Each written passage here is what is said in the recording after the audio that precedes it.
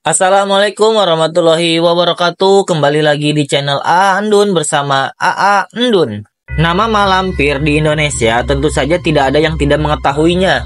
Tawaannya yang terkekeh mengandung aura mistis akrab di telinga sejak era 80-an melalui sandiwara radio Misteri Gunung Berapi. Cerita radio itu kemudian diadaptasi ke layar lebar di era 90-an dengan judul Perempuan Berambut Api dan Cambuk Api. Kepopulerannya di layar lebar pun kemudian diteruskan melalui sinetron di era 2000-an dengan judul serupa dengan di radio, namun dalam latar era yang lebih modern. Lantas, siapa sebenarnya malampir? Apakah dia hanya sekedar tokoh fiksi? Atau ada hal-hal yang lebih dalam yang terkandung dalam karakter dan ceritanya? Dalam video Andun kali ini, kita akan bahas sosok malampir ini dalam kajian yang lebih ilmiah, baik dari sisi antropologi, folkloristik, sejarah lokal, maupun psikologi budaya. Tapi sebelumnya, you like, comment, subscribe dulu videonya supaya Andun makin semangat buat kontennya. Yuk kita bahas. Andun, Ya, are you ready guys? let's go.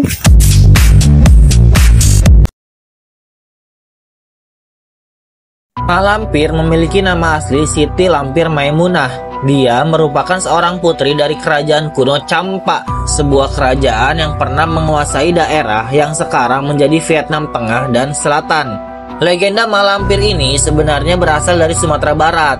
Mitologinya cukup terkenal di beberapa wilayah di Sumatera, seperti misalkan di Kabupaten Agam Bukit Tinggi sebagai tempat Gunung Merapi berdiri. Legenda malampir juga sering dikaitkan dengan cerita legenda 7 manusia harimau yang juga berasal dari Sumatera Barat. Namun, cerita ini sekarang diadaptasi hingga menjadi cerita daerah Jawa. Diceritakan awalnya malampir ini merupakan seorang putri kerajaan yang sangat cantik. Lalu dia sakit hati karena hubungannya dengan Datuk Panglima Kumbang, pria yang ia sukai, itu tidak direstui oleh keluarganya. Karena sakit hati, akhirnya dia pergi bertapak ke Gunung Merapi dan bertemu dengan seorang yang sangat sakti yang ia jadikan sebagai gurunya. Orang itu membagikan ilmunya hingga sang putri menjadi sama saktinya. Karena kesaktiannya ini, dia mendapat julukan Mak Lampir dari warga sekitar gunung yang ketakutan mendengar namanya. Walau tidak mendapat restu, Mak Lampir sebenarnya selalu mencari kekasihnya ini, si Datuk Panglima Kumbang. Hingga pada suatu hari akhirnya mereka bertemu. Namun pertemuan mereka ini berada di medan peperangan. Datuk Panglima Kumbang tewas dalam peperangan itu yang membuat malampir sedih. Namun dia berusaha untuk menghidupkan kembali kekasihnya itu.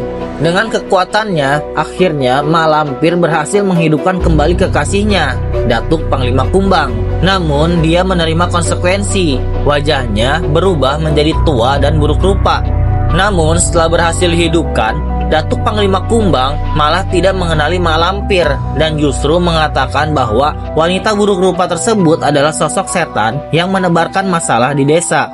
Malampir sangat sedih dan menyesal hingga akhirnya setelah peristiwa itu malampir benar-benar berubah menjadi sosok jahat yang memerangi kebajikan. Dalam kajian folkloristik atau ilmu tentang cerita rakyat, malampir adalah bagian dari folklor lisan, yakni cerita yang diwariskan turun-temurun secara lisan dalam masyarakat. Dalam pendekatan ini, malampir dianggap sebagai simbol ketakutan kolektif terhadap hal-hal gaib dan tak terjelaskan.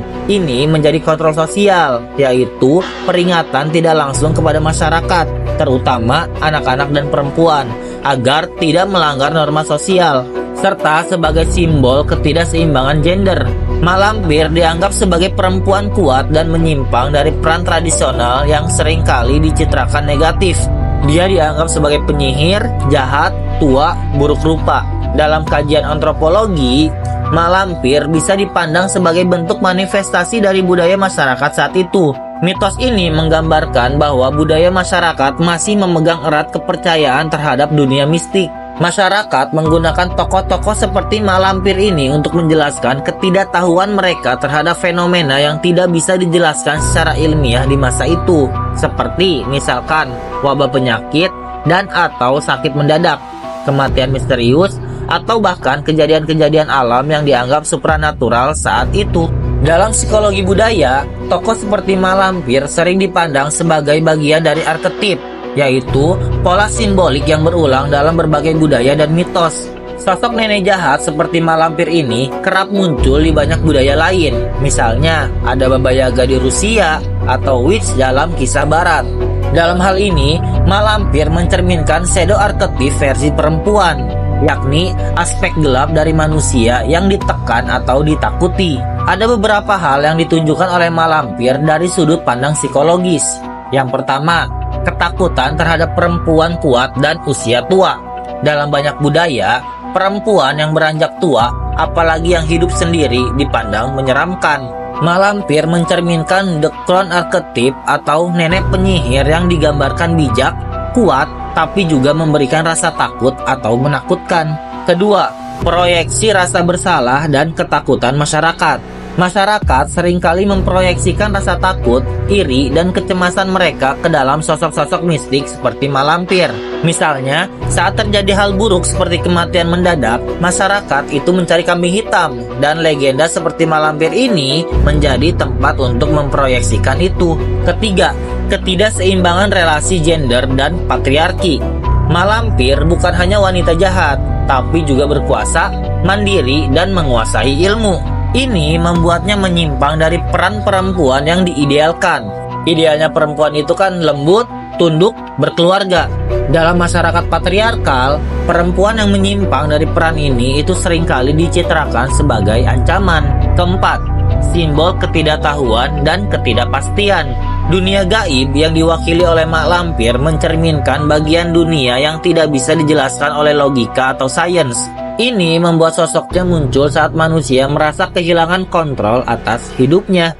Meskipun tidak ada bukti sejarah konkret bahwa malampir itu pernah hidup sebagai sosok nyata, beberapa peneliti menduga bahwa kisah ini mungkin berkembang dari kombinasi cerita lokal dan tokoh sejarah yang mengalami demonisasi. Beberapa kemungkinan asal-usul sosok malampir ini dalam versi yang berkembang di Sumatera Barat dan sekitar Gunung Merapi. Malampir itu disebut sebagai perempuan sakti yang berasal dari zaman kerajaan lama. Ia disebut berkonflik dengan tokoh Datuk Panglima Kumbang. Ini mengindikasikan munculnya sosok malampir karena adanya latar sejarah antara kekuatan lokal dan kekuatan spiritual.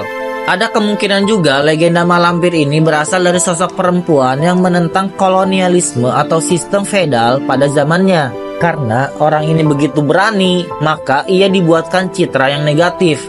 Hal ini sudah biasa dalam sejarah patriarki. Perempuan yang melawan sistem seringkali distigmakan sebagai penyihir. Salah satu kemungkinan asal-usul sosok malampir ini yang terakhir itu karena ketenarannya dalam sandiwara radio di tahun 1980-an hingga 1990-an. Ini menguatkan citra malampir di masyarakat sehingga sulit dibedakan mana mitos asli dan mana hasil dramatisasi. Jadi kesimpulannya, malampir ini dari sisi psikologi budaya merupakan proyeksi dari ketakutan masyarakat terhadap perempuan berkuasa, usia tua, dan dunia tak terlihat. Dari sisi sejarah lokal, ia mungkin berkembang dari kisah perempuan sakti atau simbol perlawanan yang kemudian dilekatkan sifat negatif. Narasi ini diwariskan dan diperkuat oleh budaya tutur, sandiwara rakyat, hingga media modern. Nah, itulah sedikit pembahasan mengenai malampir dalam beberapa kajian ilmiah. Semoga dapat memperkaya hasanah pengetahuan kita semua. Sekian video dari Andun kali ini. Sampai bertemu di video-video selanjutnya. Bye-bye.